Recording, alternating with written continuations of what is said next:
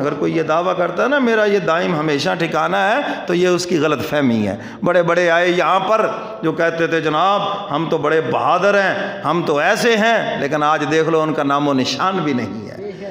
فرعون بھی کہتا تھا انا ربکم الاعلی، میں سب سے بڑا ہوں۔ اللہ فرماتے تو نہیں، میں ہوں سب سے بڑا۔ جن نہروں کو اپنی ملکیت سمجھتا ہے، جن دریاؤں کو اپنی ملکیت سمجھتا ہے، حق تعالیٰ نے انہی میں غرق کر کے اس کو بتلایا رب تو نہیں، رب میں ہوں، حکم میرا چلے گا۔ تو میرے محترم سامعین، عقل مندی کا تقاضا یہی ہے، جانے والوں سے عبرت حاصل کرو۔ بس ایک حدیث سنا کے بعد ختم کرتا ہوں۔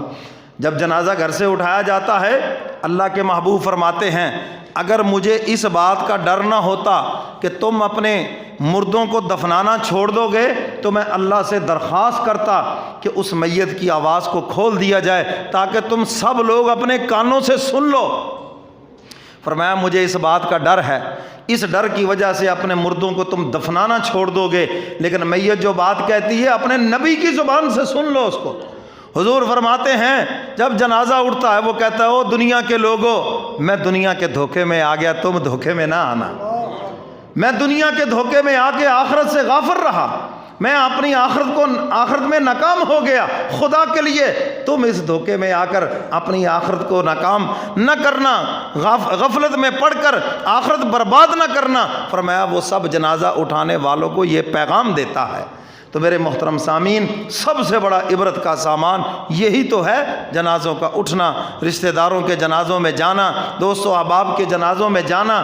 مگر افسوس ہم تو یہ سمجھتے ہیں بس وہ مرنے والا مر گیا، ہمارا نمبر ہی نہیں ہے، یا بہت دور ہے۔ یہی غلط فہمی بڑوں بڑوں کو بغیر توبہ کیے قبر میں لے گئی، بڑوں بڑوں کو بغیر نماز کی پابندی کے قبر میں لے گئی۔ کہیں ایسے نہ ہو کہ یہی غفلت ہم پہ چھائی رہے اور ہم بھی اسی طرح چلے جائیں۔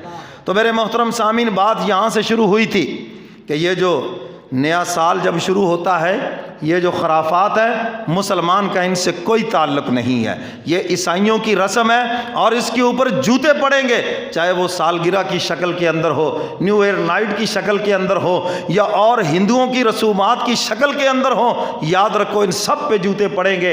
اور اللہ کے محبوب فرماتے ہیں من تشبہ بقوم فہو منہم، جو کوئی جس قوم کی مشابہت اختیار کرے گا ان کا شمار انہی میں سے ہوگا۔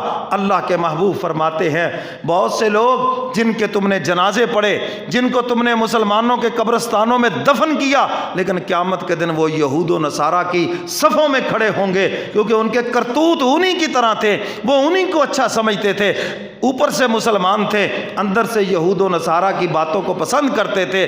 میری ادائیں اور میرا طریقہ وہ ان کو پسند نہیں تھا، ان سے نفرت کرتے تھے، جس کا نتیجہ یہ نکلا کہ قیامت کے دن وہ یہود و نصارہ کی صفوں میں کھڑے ہوں گے۔ اللہ مجھے اور آپ کو قرآن و سنت پہ